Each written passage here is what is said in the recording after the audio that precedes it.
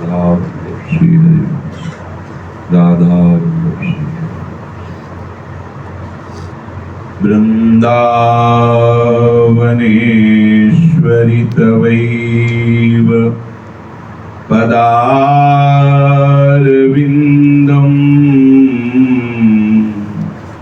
प्रेमामृतैकमकरन्द रसोघपूर्णम्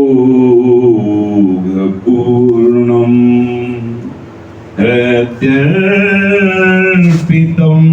मधुपते स्मरतापमुग्रं निर्वापयत् परमो शीतलमाश्रयामि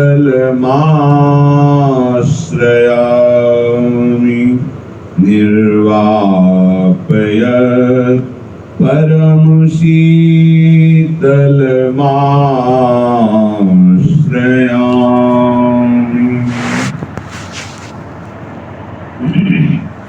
राधा राधा राधा राधा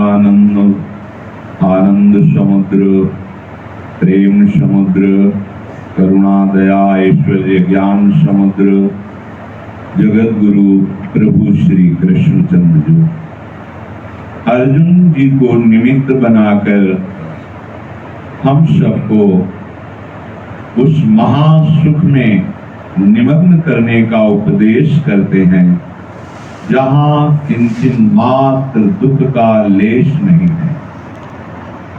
यही हम सब चाहते हैं कि हमें ऐसा सुख मिले जहां दुख का लेश न हो, पर शरीर राग, शरीर के संबंधियों का राग और शरीर संबंधी भोगों में सुख बुद्धि,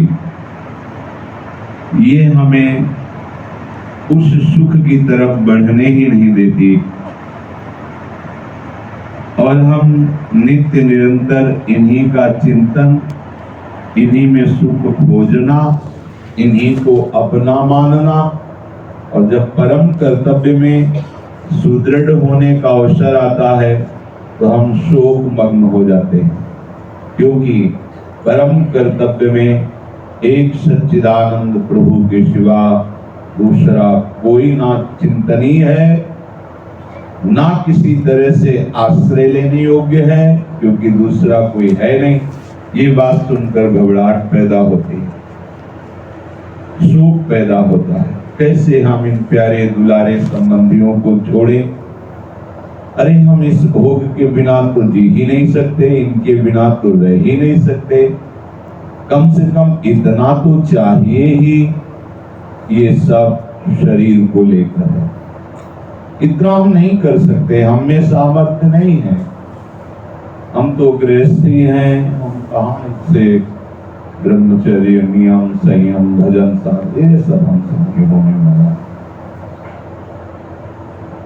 ये जो मलिन बुद्धि निर्णय कर रही है, इसमें विवेक नहीं है, इसलिए ऐसा आपको निरुत्साहित कर रही है।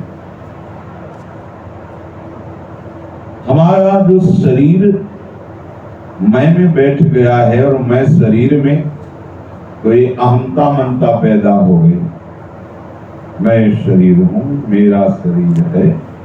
यहीं से सब जितनी हमारी विकारों की एक क्लेशात्मक वृत्तियां प्रकट हुई हैं, मूल उसका कारण शरीर राग है। प्रभु कह रहे हैं कि ये शरीर आत्मा के लिए कपड़े की तरह है। जैसे पुराने कपड़े को त्याग कर नया कपड़ा धारण किया जाता है, ऐसे कर्मवशात पुराने शरीर का त्याग करके नए शरीर को धारण करता है। यद्यपि किसी भी अस्त्र शस्त्र, अग्नि, देवता, श्राप, किसी की ताकत नहीं है कि जो मेरा स्वरूप है उसमें कुछ भी विकार पैदा कर सके। कुछ भी निर्विकार स्वरूप हमारा स्वयं निर्विकार। पर विकारी शरीर को स्वीकार करने के कारण हम अपने को विकारी मानते हैं। इतने दैन्य हो जाते हैं कि अब इस व्यक्ति के बिना हम नहीं रह सकते, इस भोग के बिना नहीं रह सकते, आप इस वस्तु के बिना नहीं रह सकते, इस व्यसन के बिना नहीं रह सकते, मुझे इतना तो जरूरी है ही। भूल गया, अपने अचाह स्वरूप को भूल करके चाह पैदा कर लिया। परम कर्तव्य चाह मिटाने का है।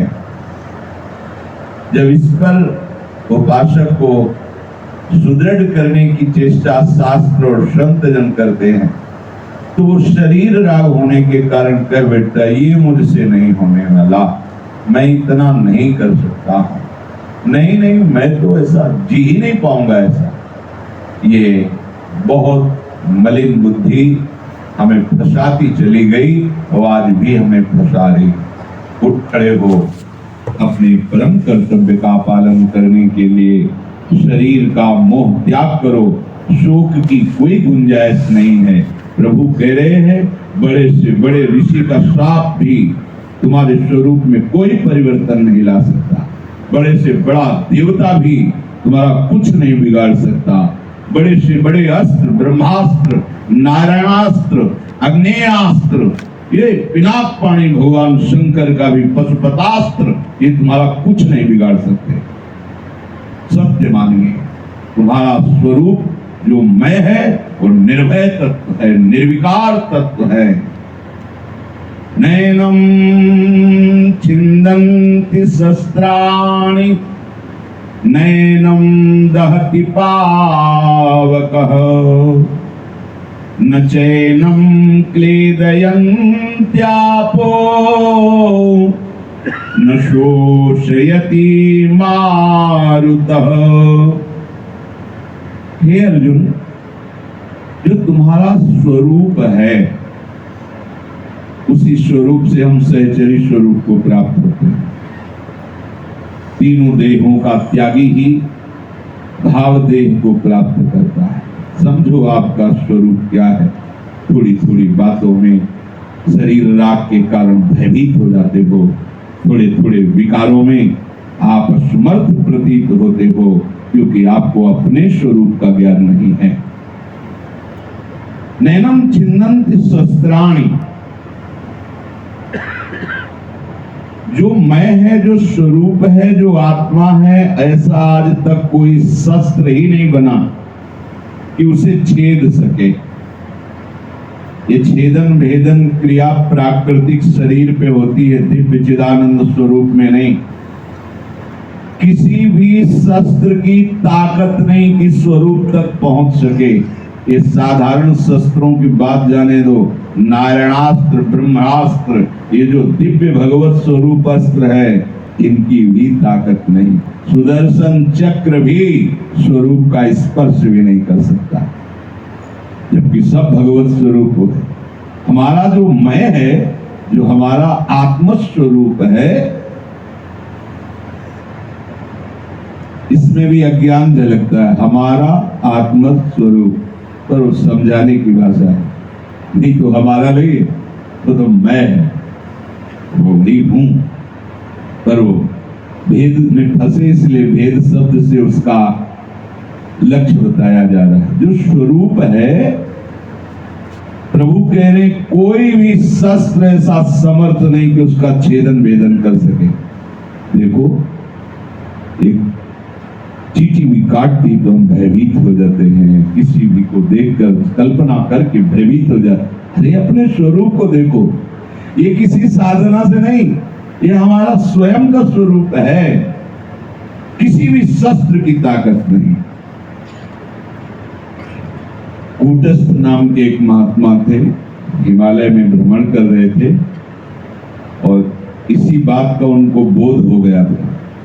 सामने से सिंह दहाड़ा तो एक लकुट लिए थे, ऐसे थोड़ी बदल के ऐसे खड़े हो गए और कहा, भैया अगर तेरे को भूख मिटानी है और आज प्रारब्ध में शरीर तेरा उदर पोषण का हेतु बन रहा है, तो गर्जना करने की जरूरत नहीं, तू खा ले। अगर नहीं तो तेरे भयभीत करने से भय हमें व्याप्त होने वाला नहीं, तू चला जा। और वो चला गया, बिल्कुल भय नहीं। इसी बात का बोध होने पर भगवान शंकराचार्य इस समीप एक कपालिक गया, तांत्रिक, और उसने कहा, मुझे भैरव की सिद्धि के लिए परम पवित्र खोपड़ी चाहिए, और आपसे ज्यादा पवित्र खोपड़ी किसकी होगी? ब्रह्मबोध संपन्न महापुरुष हैं, आपको शरीर से राग है नहीं, तो मैं आपका गला काट ले जाऊं, आपको कोई परेशानी तो होगी नहीं, क्योंकि आपने नम छिन्नन्ति शस्त्राणि कहा। और इस समय बहुत से शिष्य आश्रम में क्रियापरायण है, सेवापरायण है, वो आपको तत्काल मार देंगे, आपको नष्ट कर देंगे। कल आना, ब्रह्म मुहूर्त में मैं ध्यानस्थ होऊंगा और हमारा सर काट ले जाएंगे। वो आया, उसी नरसिंहाश्रम स्वामी जी महाराज गंगा में डुबकी लगाकर गुरुदेव का ध्यान करे, अचानक उनको नरसिंह आवेश हुआ, ओंकार करते हुए भागे।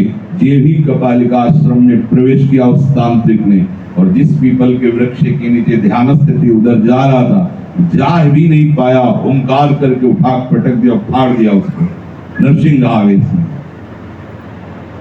जो वास्तविक स्वरूप का बोधवान महापुरुष है, शरीर से राग।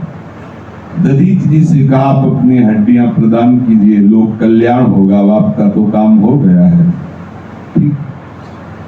स्थित हो गए, शरीर पुराने कपड़े को जैसे छोड़ा जाता है। ये किसी साधना से नहीं होता, ध्यान रखना, क्योंकि साधना तीनों शरीरों से ही बहुत हो सकती है। स्थूल सूक्ष्म कारण स्वभाव बन गया साधना करने का, क्रियान्वित सूक्ष्म शरीर के द्वारा, स्थूल शरीर के द्वारा। हाँ, असाधनों का त्याग होता है साधना से। सत्संग के द्वारा प्राप्त विवेक विचार से, जैसे आपने सुना, तो आपको थोड़ा तो आएगा ना कि शरीर नहीं हो, इतना क्यों मैं शरीर में फंसा हुआ हूं।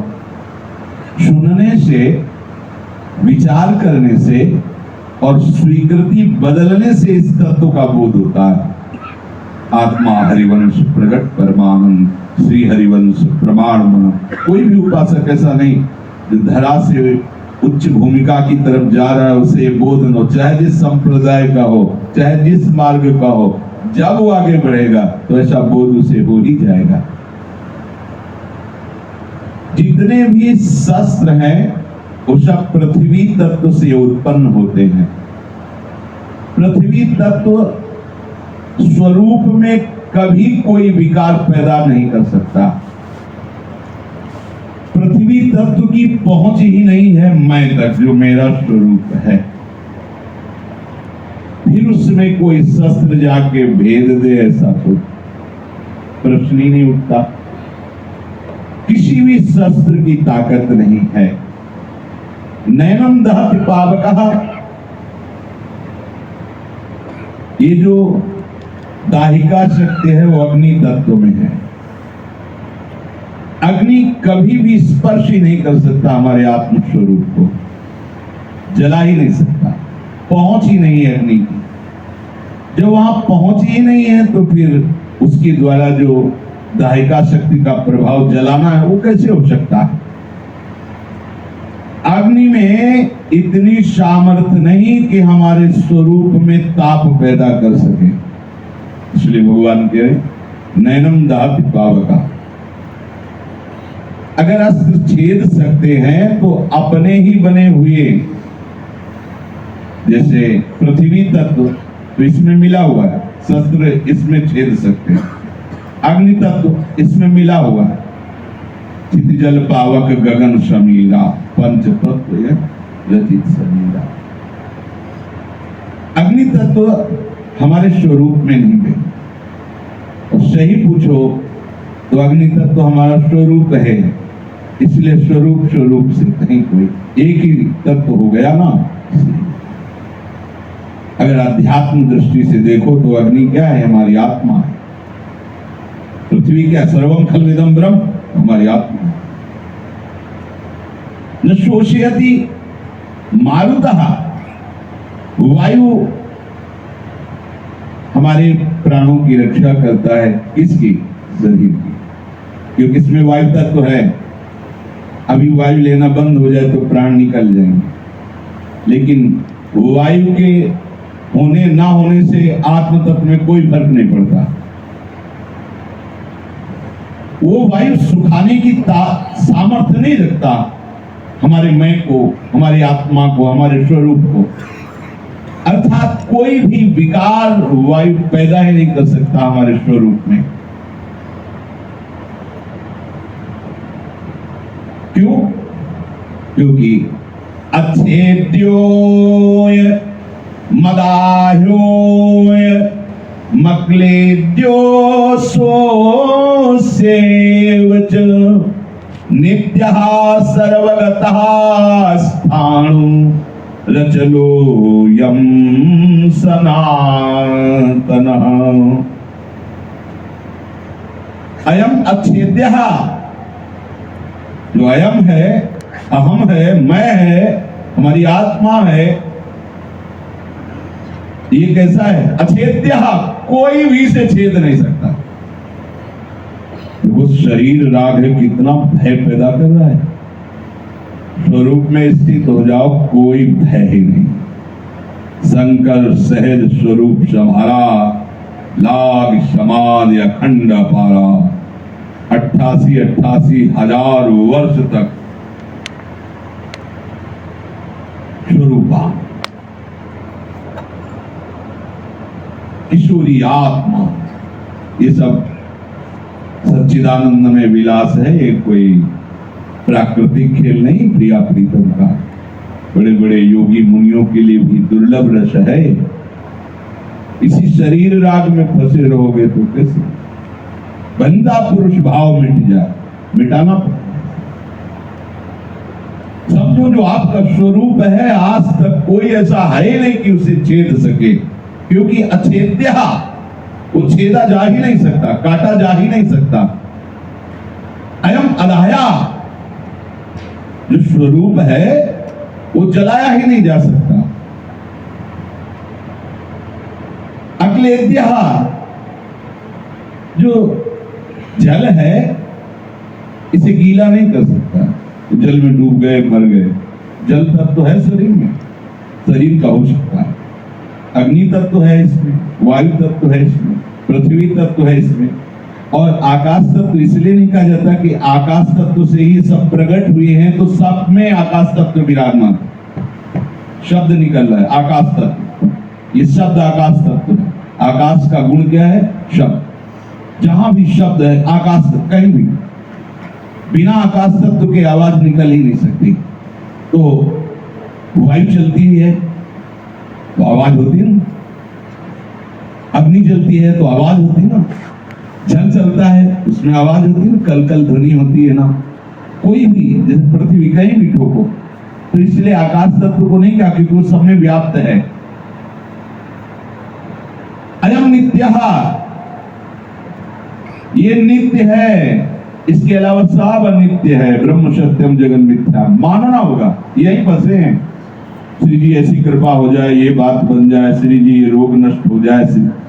शरीर को लेकर ही सारी बातचीत होती है, शरीर को लेकर ही सारे झगड़े होते हैं, शरीर को लेकर के ही सारा का सारा हमारा मन, बुद्धि, चित्त, अहंता, कर्ण, संकल्प, विकल्प, निश्चय आदि करता रहता है। नित्य, मेरा स्वरूप नित्य है तो कभी कोई भी नाश कर ही नहीं सकता। अछेद्य, अदाह्य, अक्लेद्य, अशोष्य, इसे कोई वायु आदि सुखा नहीं सकती। बड़े से बड़ा ऋषि भी जो मंत्र जापक है, मंत्र के द्वारा, श्राप के द्वारा किसी भी तरह भेदन नहीं कर सकता इसका। जैसे बृहदारण्य में एक प्रसंग आता है, याज्ञवल्क्य जी का उसमें प्रसंग है। बड़े ही तप संपन्न महात्मा है।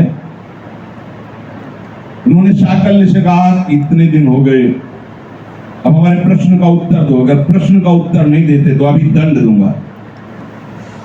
प्रश्न किया, उत्तर नहीं दिया तो उनका तुम्हारा मस्तक कट के गिर जाए। सत्य संकल्प, तत्काल मस्तक कट के गिर गया। शाप देते ही तत्काल ऐसा हो जाता। पूरे बड़े से बड़ा मंत्रवेत्ता, बड़े से बड़ा ऋषि अपने स्वरूप में कुछ परिवर्तन नहीं।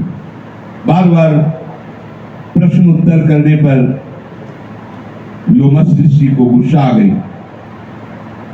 काकभूषण जी को कहा कि बार बार काक की तरह चेष्टा करता है, हमारी बात को काट देता है, जा काक योनि को प्राप्त हो।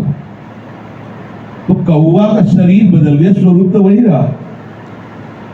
समझना हो, क्यों डरते हो, क्यों भयभीत होते हो? नाशवान का नाश होना ही है। अविनाशी का कोई विनाश कर नहीं सकता। किसके लिए शोक कर रहे हो? फिर ऐसा क्यों कहते हो मैं ऐसा सह नहीं पा सकता, मैं ऐसा कर नहीं सकता, मैं ऐसा चल नहीं सकता? परम कर्तव्य से विमुख होकर शोक मग्न क्यों होते हो? अदाह्योयम, हमारा स्वरूप अदाय है, ये जल ही नहीं सकता। बड़े से बड़ा मंत्रवेत्ता शाप आदि देकर देह को जला सकता है, स्वरूप को नहीं। बड़ी से बड़ी शक्ति भी तुम्हारे स्वरूप को नहीं जला सकती। दमयंती जी का चरित्र आता है, नल दमयंती का। वो बड़ी ही पतिव्रता थी। पतिव्रता में और यति में एक अलौकिक शक्ति होती है। जैसे यति वैसे ही सती, कोई कम नहीं। वो अपने पति को भगवान मानकर निरंतर उनकी आराधना में वासना रहित होकर उपासना करती थी। समय आया उनके पति का ऐश्वर्य हरण हो गया, द्यूत कीड़ा के द्वारा उनको वनवास मिला। उन्होंने विचार किया कि ऐसी सुकोमल अंगों वाली महारानी को मैं जंगल में लेकर भटकूं, इससे अच्छा है कि इनको यहीं छोड़ दूं। कुछ ही चले थे जंगल में, और वहां पहले ही बता दिया था कि ये एक रास्ता घनघोर जंगल के लिए जाता है और ये तुम्हारे माता पिता के देश की तरफ जाता है। वो समझ नहीं पाई थी ऐसा क्यों बता रहे, और रात्रि में ही उनको छोड़कर चले गए। अब वो हा प्रीतम विलाप कर रही थी। इतने में एक अजगर उसने उनको लपेट लिया और अजगर लील रहा था। ये व्याध ने देखा, दौड़ पड़ा, किसी सुंदरी स्त्री को अजगर ले जा रहा है, उसके पास ऐसे अस्त्र थे, अजगर का छेदन किया, उनको निकाल लिया, इस हाथ पकड़। जो ही स्पर्श किया, इतना सुकोमल अंग, इतनी सुंदर वो देवी थी। अब वो काम भाव से व्याप्त, उन्होंने मना किया कि तुम्हारे भाव बदलते ही तुम्हारा नाश हो जाता, पर तुमने इस शरीर की रक्षा की, इसलिए निकल जाओ, एक कदम आगे मत बढ़ना। और उसको ऐसा कहाँ ज्ञान था, उसी भुजा को तत्काल पकड़ा जिस भुजा को बचाने के लिए पकड़ा था। जे भी ऐसे स्पर्श करना चाहा, उनकी दृष्टि बदली तो वही भस्म हो गया, राख हो गया। कोई भी शक्ति, कोई भी शाप, कोई भी मंत्र स्वरूप को नहीं भस्म कर सकता। क्यों? अराह है, ये जलाया ही नहीं जा सकता। अक्लेत्या, जल में इतनी ताकत नहीं है कि इसे गीला कर सके स्वरूप को। जल से, मंत्र से, साप से, औषधि से स्वरूप में कोई फर्क नहीं पड़ता। जैसे मालकूष राग गाया जाए जिनको सिद्ध होता था, तो पत्थरों में भी द्रवण क्रिया होने लगती थी। चंद्रकांता मणि को ऐसे चंद्रमा को द्रवित होने लगेगी। ऐसे किसी भी मंत्र से, किसी भी राग रागनी से, किसी भी प्रकार से स्वरूप में द्रवण क्रिया नहीं होती। अशोच्य, इस स्वरूप अशोच्य है, वायु इसका शोषण नहीं कर सकती, क्योंकि शोषण क्रिया शरीर में है, स्वरूप में नहीं। वायु से, मंत्र से, साप से, औषधि से, किसी भी तरह से स्वरूप को सुखाया नहीं जा सकता। ऐसी कोई शक्ति ही नहीं है जो स्वरूप का शोषण कर सके। इसलिए प्रभु कह रहे हैं, नाश की संभावना को लेकर जो तुम्हारे हृदय में शोक पैदा हुआ है, इस शोक का त्याग करके अपने परम कर्तव्य पर चलो। सब में परिपूर्ण है जो तुम में है, सब में परिपूर्ण है, वही प्रभु है। वो अचल है, वो स्थिर शोभा वाला है, वो अनादि है, वो नित्य है, और जो वो है वही तुम्हारा स्वरूप है। अव्यक्तोयम अचिंत्योयम अविकार्योयम उच्यते, तस्मादेवं विदित्वैनं नानुशोचितुमर्हसि। जो आपका स्वरूप है वो प्रत्यक्ष नहीं दिखता। जैसे शरीर दिख रहा है, मन बुद्धि आदि भी दिखते हैं। आज मेरा मन नहीं लग रहा, आज मेरी बुद्धि काम, अर्थात दिखते हैं। स्वभाव भी दिखता है, कारण शरीर। हमारा स्वभाव धीरे धीरे बदल रहा है। पहले ऐसा था, अब ऐसा हो रहा है। चाहे वो उत्तम हो या अधम हो, स्वभाव का भी अनुभव होता है कि स्वभाव ऐसा कैसे बदल गया। पहले तो मैं ऐसा स्वभाव वाला नहीं था, अब ऐसा स्वभाव क्यों हो गया। तो तीनों जो देखे जाते हैं वो मेरा स्वरूप नहीं है। इसलिए प्रत्यक्ष की तरह से देख नहीं सकते आप। यह चिंतन का विषय नहीं है स्वरूप, क्योंकि चिंतन का विषय चित्त से होगा, मन से होगा। और ये दृश्य है, दृष्टा नहीं है। अंतःकरण हमारा करण है, मैं अंतःकरण नहीं हूं। प्रभु कह रहे हैं अविकार्य। जब आपको ऐसा लग रहा है मुझे क्रोध आ रहा है, काम आ रहा है, ये आगमा पाइनो, ये अनित्यास उतास्तितिक्षु भारत, ये चिंतन करो। मेरा स्वरूप कैसा है? विकार रहित है, अविकार्यो। किंचन मात्र में विकार मेरे स्वरूप में कुछ भी नहीं। देखो, इससे बहुत सामर्थ्य मिलती है। जब आप देखते हो मैं काम में पीड़ित हो रहा हूं तो आप परेशान हो जाओगे, आप क्रियान्वित। जो आप ये विचार करोगे मेरे में नहीं, तो भ्रमात्मक है। ये तो केवल दृश्य उपस्थित हुआ है अंतःकरण में, मेरे में नहीं। तो तू ऐसा जान तो तुझे शोक स्पर्श नहीं करेगा। शोक का त्याग करो, अपने परम कर्तव्य पर चल। कह रहे हैं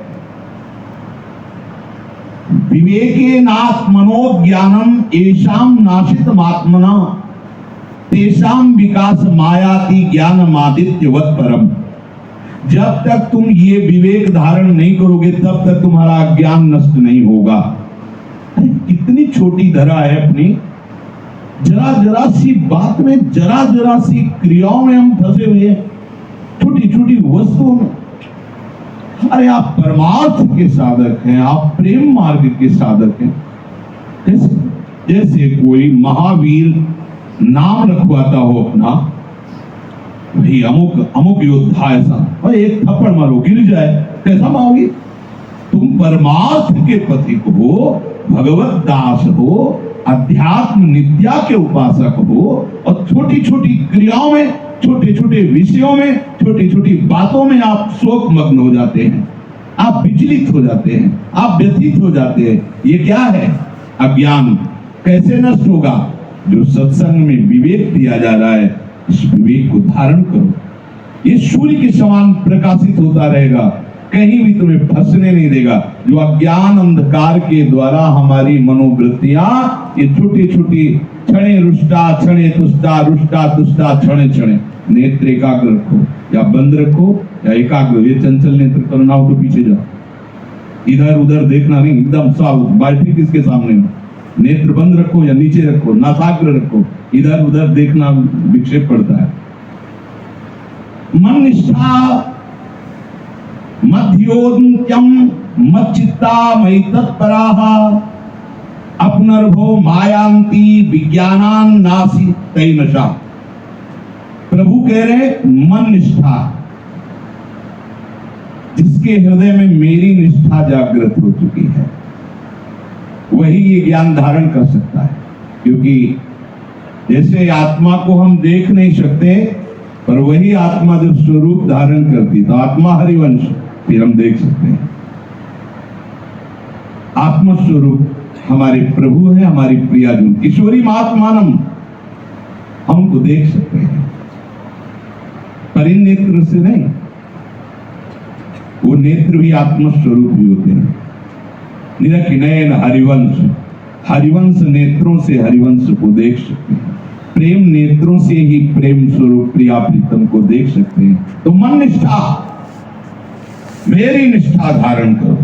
अब हमारा तन, हमारा मन, हमारा स्वभाव, हमारा प्राण, हमारी सारी चेष्टा प्रीतम श्यामा श्याम के लिए है। मन निष्ठा, श्यामा श्याम के सिवा मेरा कोई नहीं है।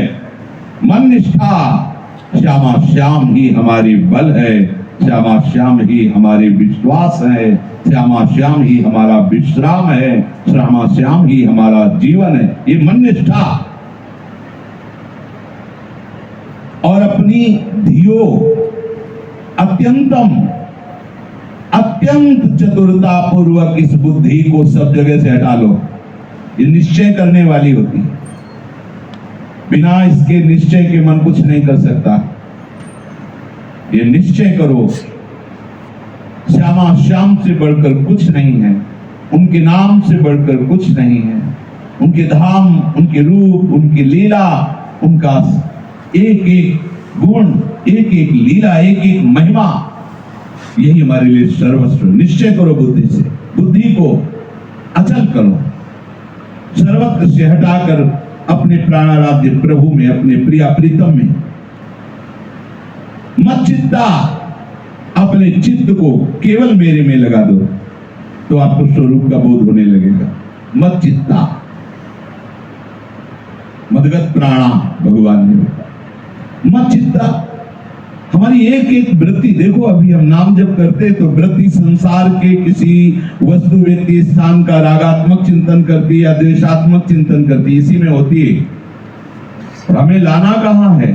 एक एक वृत्ति में प्रिया प्रीतम समा जाए। एक एक वृत्ति जो ऐसे उठती रहती है, वृत्ति, वो वृत्ति मुरारी पादार्पित चित्त वृत्ति, एक एक चित्त की वृत्ति भगवदाकार हो जाए। ये कोई दुर्लभ बात नहीं। थोड़ा विवेक धारण करो, आप धारण कर लोगे बात। जब हमारा हृदय स्वीकार कर लेता है कि ओहो इतना महामहिम नाम है, बस पकड़ने लगती, वृत्ति उसे पकड़ने लगती। जहां मात्र बुद्धि होती है, जहां सुख बुद्धि होती है, जहां अपनापन होता है, वही हमारा चित्त लगता है, वही एक एक वृत्ति जाती है। अभी तक हमने महत्व संसार के भोगों में, संसार के संबंधियों में किया, यहां सुख बुद्धि की, यहां अपनापन किया, तो हमें कोई ध्यान नहीं धरना पड़ता। हमारी एक एक वृत्ति जा रही संसार में। पलटो, अपनी बुद्धि को पलटो, उसके निश्चय को बदलो। महत्व प्रिया प्रीतम के नाम में, अपनापन केवल प्रिया प्रीतम से, आशा केवल प्रिया प्रीतम के दासत्व सुख की। देखो अभी वृत्ति तुम्हारी तन्मय हो जाए, अभी तन्मय हो जाए। अपनापन संसार से करो, मात्र बुद्धि संसार में करो, सुख बुद्धि संसार में करो, और भजन प्रभु का करना चाहो, असंभव। इसीलिए ऐसा आपको लगता है भजन करना बड़ा कठिन है। कैसे तुम्हें बताएं? जिस समय आप अपना पन केवल प्रभु से करेंगे, महत्व बुद्धि केवल प्रभु में, सुख बुद्धि केवल प्रभु में, तो सच्ची मानिए भजन करना नहीं पड़ता, नाचता है नाम हृदय में, नृत्य करता है। हर समय जैसे किसी कोई विशेष नशा किए हो और एक ही बात नशे में घूमती हो, ऐसे नाम जापक के केवल नाम घूमता रहता है। रूप की मादकता चढ़ी रहती है, हृदय आनंद से नाचता रहता है। कहां मृत्यु है? जहां मृत्यु है वहां स्मरण कर रहे हो, इसीलिए तुम्हें मृत्यु है। आओ अमृत में, नामामृत, रूपामृत, लीलामृत, चरितामृत डूबो। अमृत का चिंतन हो रहा तो मृत्यु की मृत्यु हो गई। कहां मृत्यु, कहां दुख, कहां क्लेश, कहां विकार? आपकी अभी जो भक्ति है बहुत पोली है। जब जो चाहे प्रवेश कर जाता है भक्ति में, और भक्ति चाहिए घनीभूत, जहां किसी का भी प्रवेश न हो। उसे कहते हैं निष्ठा, उसे कहते हैं मत चित्ता, उसे कहते हैं मत धिया, मेरे में बुद्धि अर्पित करने वाला। यही तो उपासना का मार्ग है प्रभु ने जो आपको दिया है। और कह रहे हैं अत्यंत मेरे में आसक्त, अत्यंत आसक्त। ये बड़ी काम की बात है। हम अत्यंत आसक्त हैं अपने विचारों के द्वारा दिए गए भोग सुख में। देख लो, हमने संकल्प लिया, कसम खाई, फिर भी गिर गए। ये अत्यंत आसक्ति का लक्षण है। अब आप में सामर्थ्य नहीं, आ तो सकती है लेकिन जाने में बहुत कठिनता है। इसी का नाम आसक्ति है। और प्रभु में आसक्ति हो जाए, क्या उपाय है? तो कह रहे हैं जैसी हरिवंश यथामति वर्णत कृष्ण रसामृत सार श्रवण सुनत प्रापक रति राधा पद अम्बुज सुकुमार। अत्यंत आसक्ति हो जाएगी प्यारी जू और प्यारे जू के चरणों में। जो अत्यंत आसक्ति वाला है, अत्यंत आसक्ति, जब तुम्हारे हृदय में नाम जप का भाव प्रकट होगा ना, तो बोलना ऐसा लगता है कि मानो हमें दंड दिया जा रहा है। जब बोलना पड़े ऐसा लगता है कोई बोले ना, चल रहा है बस चुपचाप सुनते रहो। कैसी कैसी भावमयी तरंगे, कैसी कैसी सुंदर सुंदर स्फुरणाएं जब नाम निरंतर चलता है। चला के तो देखो, न बोलना अच्छा लगता है, न कोई भी व्यवहार अच्छा लगता है, कोई चाह नहीं रह जाती। जब निरंतर नाम चलने लगता है, निरंतर स्मरण चलने लगता है, तो वो मेरे परायण हो जाता है। प्रभु कह रहे हो मेरे परायण हो जाता है। फिर मैं उसे वो श्रेष्ठ ज्ञान प्रदान करता हूं जिससे वो निष्पाप होकर परम पद में आरूढ़ हो जाता है। ज्ञान विज्ञान संयुक्ते दुजे गवि गजादिषु समेक्षणा महात्मानः पंडिता स्वपचे सुनी। वो मैं कैसा ज्ञान देता हूं कि उसके हृदय में ये विज्ञान प्रकट होता है। विज्ञान तात्पर्य अनुभव। उस ज्ञान का अनुभव प्रकट होता है। वो दुजे गवि गजादिषु, ब्राह्मण में, गौ में, हाथी में, समस्त प्राणियों में, चांडाल में, कुत्ते में, जिधर देखता है उधर मैं ही दिखाई देता हूं। ये भगवत प्रदत्त विज्ञान है, बोध है। जिसके हृदय में ऐसी समदर्शन वृत्ति प्रकट होती है। वस्या स्वर्गो जगत तेषाम जीवन मुक्ता समेक्षणाः यतो अदोषम ब्रह्म समम तस्मात् तैर्विषयी कृतम। जिसका हृदय ऐसी क्षमता से युक्त हो जाता है उसे ही कहते जीवन मुक्त महापुरुष परमहंस। जितने भी लोकांतर है उन सब पर वो विजय प्राप्त कर चुका। स्वर्ग से लेकर ब्रह्मलोक तक नीचे के सब लोग, अब उसे कोई परास्त नहीं कर सकता। ऐसा वो त्रिभुवन विजयी महात्मा जीवन मुक्त महापुरुष परमहंस कहा जाता है।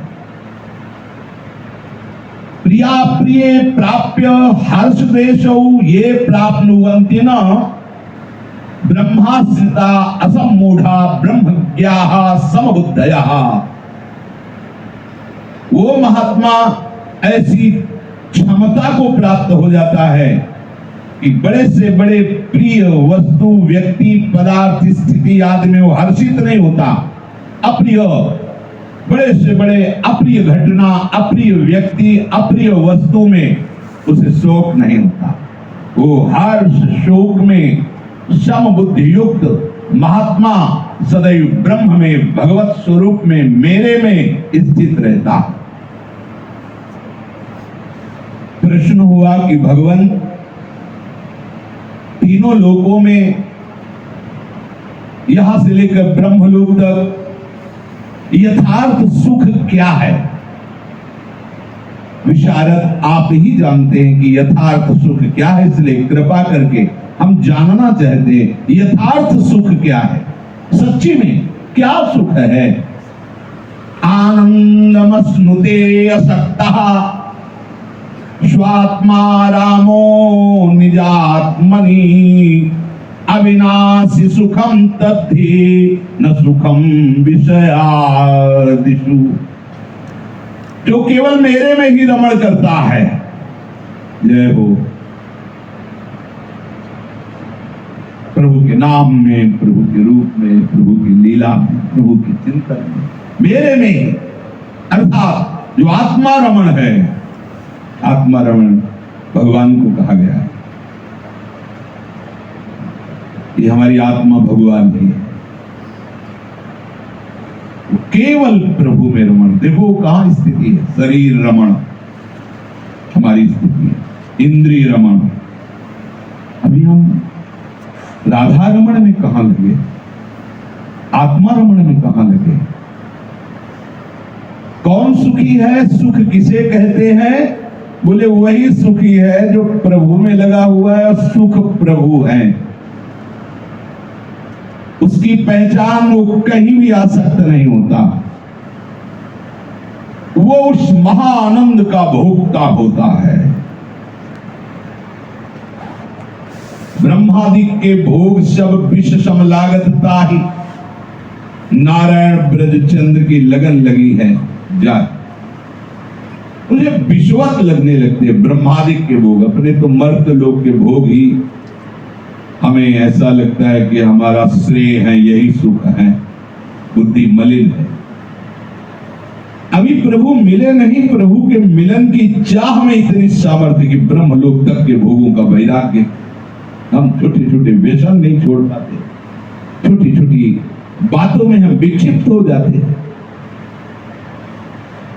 अविनाशी उसी का नाम है जो मेरी आत्मा है, मेरा आराध्य है, और वही सुख है। उसके अलावा सब मायामय है, मायामय दुखमय। आ ब्रह्म स्तंभ पर्यंतम सर्वम मायामयम जगत सत्यम सत्यम पुनः सत्यम हरेर नामैव केवलम। केवल हरि प्रिया का नाम ही। विषयोत्थानि सौख्यानि दुःखानां तानि हेतवः उत्पत्ति नाशयुक्तानि तत्रासक्तो न तत्त्ववित्। विषयों में जिसे सुख प्राप्त हो रहा है वो महात्मा नहीं हो सकता। नहीं स्वात्मा रामम विषय मृग तृष्णाम भ्रमयति। आत्मा राम पुरुष कभी विषय मृग तृष्णा में भ्रमित नहीं होता। बैठा लो हृदय में, प्रभु कह रहे विषयों से उत्पन्न हुए सुख में जो राजी है वो कभी परमार्थ का पथिक नहीं हो सकता, और कोई भी विषय उसे दुख नहीं दे सकता। अगर किसी विषय से दुखी है तो वो भी महात्मा नहीं, वो भी भगवत मार्ग का पथिक। अर्थात कोई भी विषय व्यक्ति स्थान के संयोग या वियोग से उसे सुख दुख का किंचन मात्र अनुभव नहीं होता। कारण ये सब विनाशशील है, सुख और दुख भी लौकिक, और वो अविनाशी तत्वित महात्मा स्वरूप में रमण करता है, वो राधा रमण के चिंतन में मगन रहता है। कैसी अद्भुत महिमामयी बात भक्तों के चरित्र में स्पष्ट देखने को मिलती है। कारणे सति कामस्य क्रोधस्य सहते च यः तौ जेतुम वर्ष्म विरहात् सुखम चिरस्मश्नुते। जब काम भोग का अवसर उपस्थित हो और आप में ऐसा आवेग ना आवे कि आप भोगो, तब समझना अब हमारा मार्ग पुष्ट हो रहा है। काम संयोग सामने उपस्थित है और आप में भोगने की रुचि नहीं, ये खास बात। कारणे सति कामस्य, काम का कारण उपस्थित है, संयोग की स्थिति है और हृदय में रुचि नहीं है, प्रभु का स्मरण छाया हुआ है, अच्छा ही नहीं लग रहा तो ये समझो अध्यात्म किसे कहते हैं, परमार्थ किसे कहते हैं। डर लगेगा उसे, भोगों से डर लगेगा। रुचि, अच्छा बुरा सुख दुख कब का छूट जाता है जब उपासक भगवत प्राप्ति की लगन लगा लेता है। ये बहुत बड़ी स्थिति है, सामग्री उपस्थित है और भोगने की रुचि नहीं। क्रोध का कारण उपस्थित है, सामने नीच पुरुष अपमान कर रहा है, बार बार जिसे आप सहज में शासन में ले सकते हैं, सहज में दंड दे सकते हैं, और वो बार बार आपको क्रोधित करने की चेष्टा करता है, तो आप उस वेग से परास्त नहीं होते, अर्थात क्रोधित नहीं होते। ये है सामर्थ्य साधु की, उपासक की। उपास्य तत्व में चित्त लगाने से ये सामर्थ्य आती है, बात बनाने से नहीं, भेष धरने से नहीं। जब तक चित्त वृत्ति प्रभु में नहीं लगेगी, कहां से आती सामर्थ्य?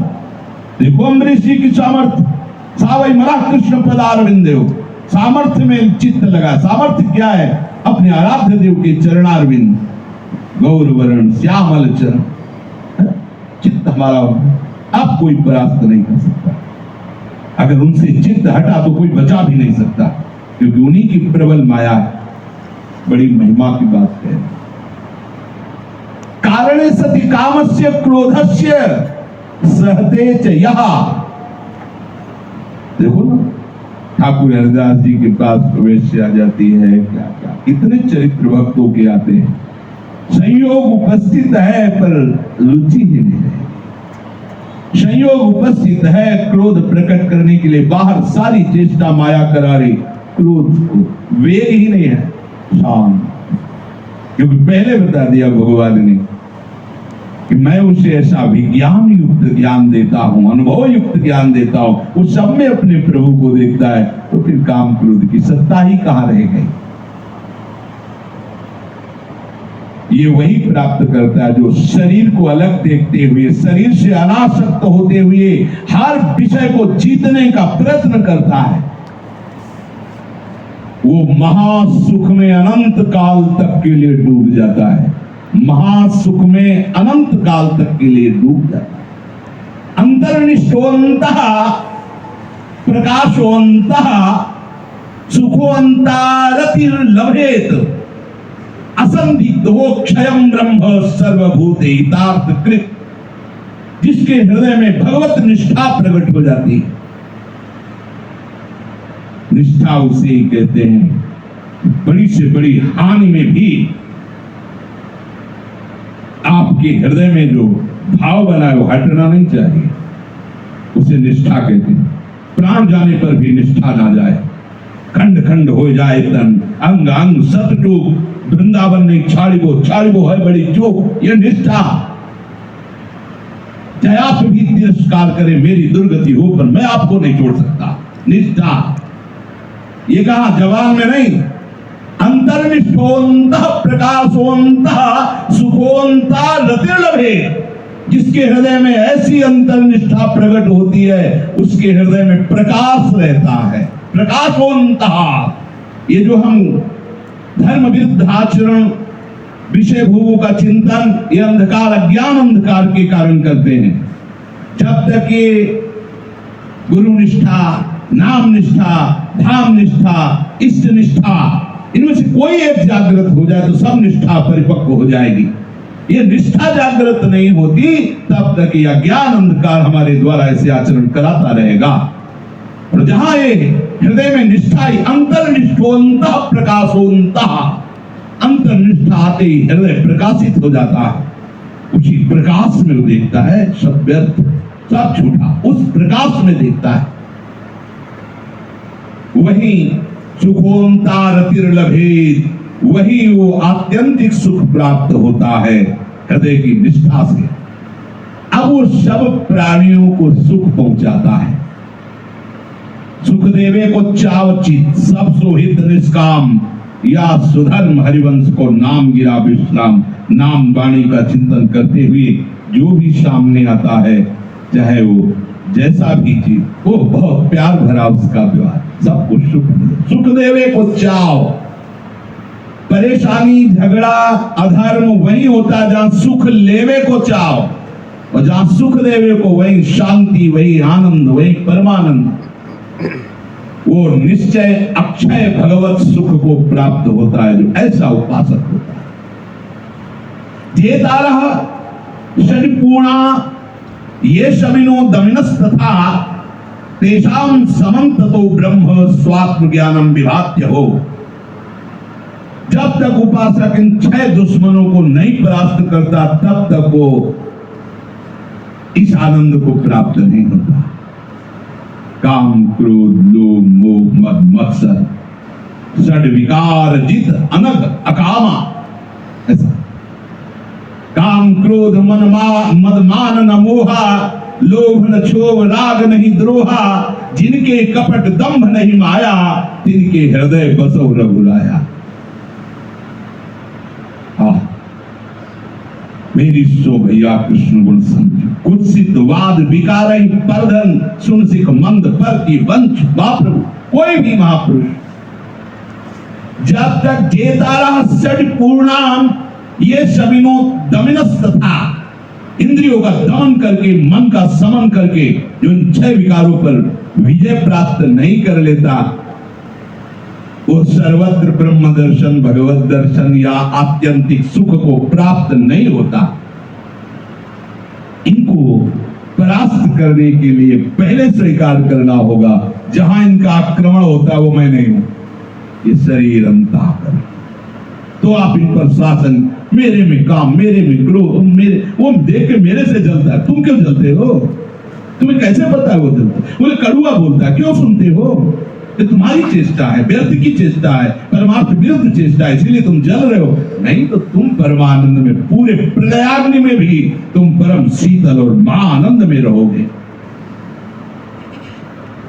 क्या करें?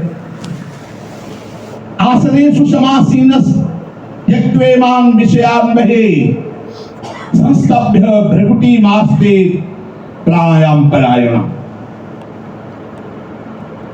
एकांत में बैठ करके जितनी श्वास ऊपर जा रही, खूब नाम लो, लंबी श्वास, राधा राधा राधा राधा राधा। यही देखो राधा नाम, यही देखो श्यामा श्याम के चरणार में। यहां से धीरे फिर यहां प्रकाशित हो जाए प्रकुट मत।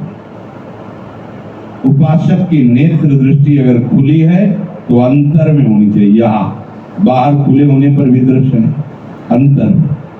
तो बंद है तब तो फिर पर्दा लगा हुआ। कई बार कहते कि हमारे उपासना में मंत्र नाम जाप आदि के लिए कोई माला संख्या आदि की गणना नहीं बताई गई। यहाँ यही कहा जाता है एक क्षण भी आपका नाम से विमुख न जाए, चाहे माला ले लो या बिना माला के, जैसे चल रहा, चला रहे, सुन रहे, उसे ही देख रहे, बार बार लिख रहे। समझो इस बात को, शास्त्र सम्मत बातें। जिसका प्राण जितना स्थूल होता है उतना ही वो भोगी और अज्ञानी होता है।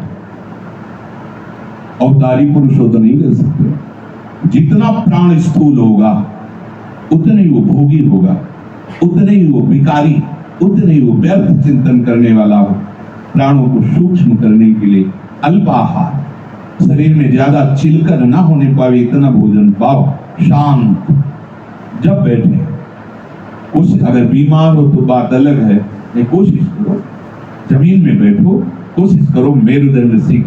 आप साधक हो, आप उपासक हो, आराम आराम से आराम आराम ऐसे भर भर श्वास। ये स्थूल जो भोगी पुरुष का लक्ष्य, उसे नष्ट कर दिया अपने जीवन को। आप भगवत मार्ग के प्रति प्राणों का संयमन, मन की एकाग्रता, ब्रह्मचर्य की परिपक्वता, शरीर राग का त्याग, स्वयं वैराग्य हो जाएगा। स्वयं भगवत मार्ग में आप अग्रसर होने लगेंगे।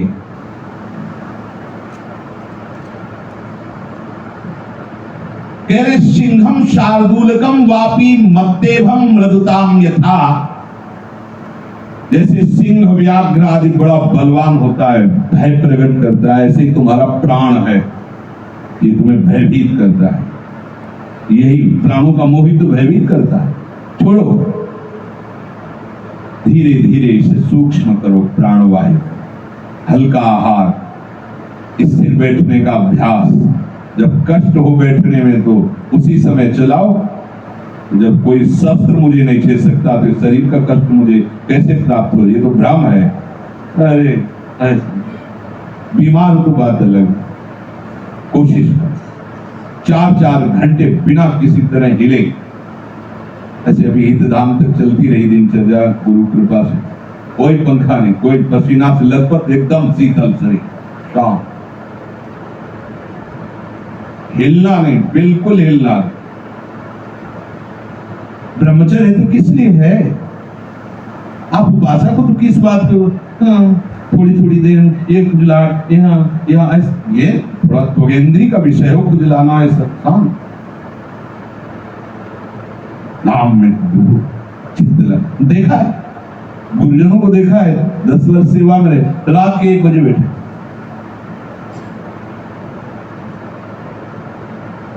सुबह 5 बजे लेट गए, आधा 1 घंटा बछड़ी उठाई यमुना जी के। रात दिन 4 बजे से मजीरा बजना शुरू हुआ, 12 बजे रात तक हो। वल्लवी सुतनक वल्लवी कमाल श्याम, कमाल श्याम।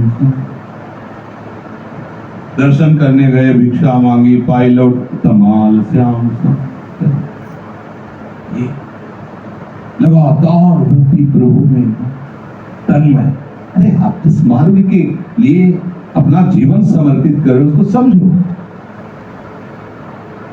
हमारा हृदय निरंतर अपने प्रभु के चिंतन में तभी लग सकता है जब ये बात समझे कि हमारा स्वरूप ऐसा है, कोई भी कष्ट हमें छू नहीं सकता। हम बिल्कुल सुरक्षित हैं। कोई अस्त्र शस्त्र, अग्नि, वायु, साप, मंत्र आदि किसी से भी कोई हमें त्रास नहीं दे सकता। अब चलो ये कवच पहन लो, अब चलो परमार्थ पर। देखो तुम्हें कौन गिराता है, काम की, क्रोध की, लोग जरा जरा सी बातों रो पड़े।